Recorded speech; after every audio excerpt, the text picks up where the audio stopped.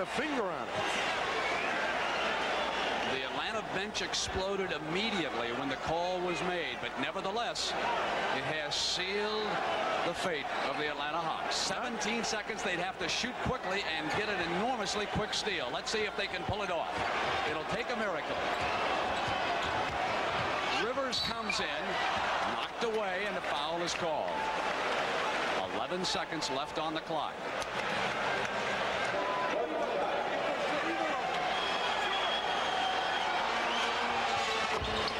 The free throws. There's the pressure in the backcourt. They get it to Dennis Johnson, and quickly Rivers fouls him and puts him on the free throw line. 10 seconds left in the game. The Celtics are ahead by 3. So your strategy, Tommy, has given them an opportunity here.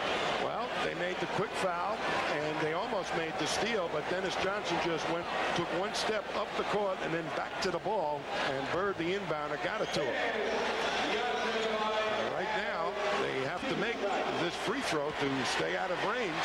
I get word from our director, Bob Fishman, and our producer, Bob Stenner, that we had the ability to blow it up. We get an opportunity. Maybe it'll be even at the end of the game. We'll take a look and see if Rivers did indeed nick that ball up on the glass and commit a goaltending, as the Celtics have missed a free throw here. 116-113.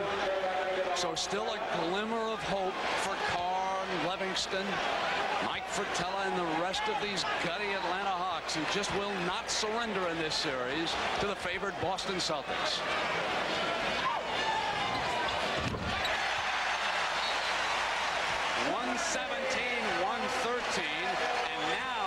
The question is, did he hit the ball or the glass backboard with his hand, and the ball's still up there? Let's take still another look at it. Keep in mind the hand is the issue here as Doc Rivers comes back. And as Danny Ainge puts it off the glass, Doc Rivers does not get to it, but if he hits the board while the ball is over the rim, that is goaltending too, because it shakes the ball and can force it out of the basket. Now, it looks like he hit the backboard while the ball was over the cylinder. So that's a violation, of course, and then it would be a very good call by Evans, who was right there, and you had to give him credit for being in position as Rivers went for the glass. Superb work by our technical crew here this afternoon. I cannot imagine anyone doing a better job under the pressure of a 7th game over a controversial play in an NBA playoff game than what we have just witnessed. Gentlemen, great job on that. I think it was a terrific call. I changed my opinion. Well, I couldn't see it on the replay, to tell you the truth. It looked like if he did anything, he might have got a finger on it after it hit the glass. But well, we've had great emotion here this afternoon. Joy etched on the face of Danny Ainge as they appear headed for Detroit. Well, the opportunity is still here for the Hawks. Yes, they'll throw their three-pointers in and still make a steal play, perhaps. You know, you talk about Evans. We had, of course, the luxury of the instant replays, and we could view that over and over. But for Evans, he had to stand out there and do it in a split second as the play came. Here's how that would look to the referee.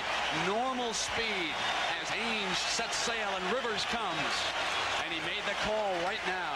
And the other point is there was not another Hawk in sight, so that even if Ainge had missed it, he would have gotten possession back and could have put it back in off the glass for a 2. So everybody shouldn't get so upset about that play. The leprechaun lives. Oh, 117. When they pick up the floor to show the ice for tonight's game, he's underneath the floor someplace. And there's a pot of gold, and there'll be a few more coins in the pot. Well, let's also remember the Celtic defense. They have held Atlanta to 2 field goals since the 3:50 mark of this game. And Wilkins, who has played absolutely brilliantly, gives it up, and Tree Rollins with a left-handed shot in 6 seconds. And again, quickly they go for the steal and commit the foul in the corner, and Dennis Johnson will come up. Now it's 117-115. The Celtics lead it by 2 and 5 seconds to go. Well, Dennis Johnson now has to hit 2 foul shots in order to keep it out of range.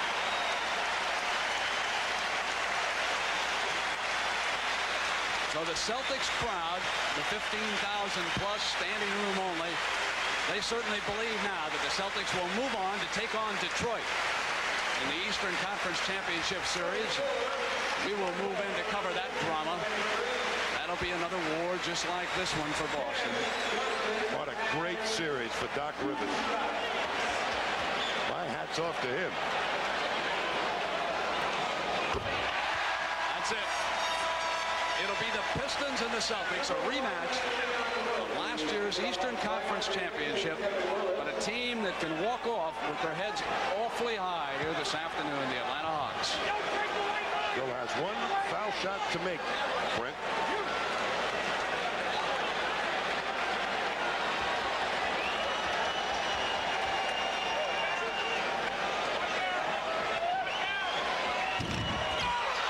There's 5 seconds left for the Miracle. And the foul by Ainge. Now Jake O'Donnell making the call at the side. No time left on the clock. That's all they had to do. There's no time left on the clock.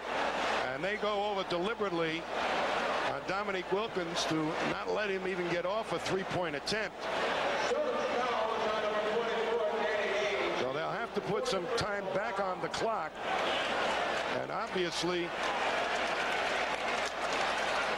Celtics had a foul to waste and made him work the clock down, and Ainge right away at Wilkins before he got in three-point. 1 second left.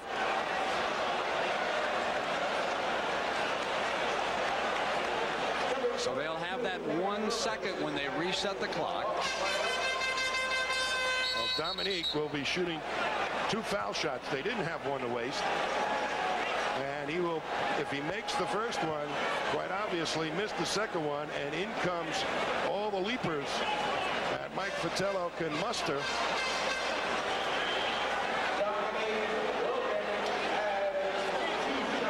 46 points this afternoon. Perfect at the free throw line. And Dennis Johnson is really going to put a block on Cliff Livingston, who may, on this miss, to try to work down. You take a wide angle, you're going to see Livingston getting set up at the three-point line, ready to take one leap on the miss of this free throw.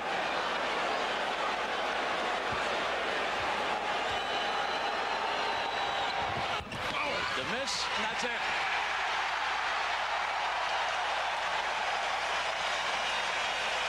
Boston 118, Atlanta 116.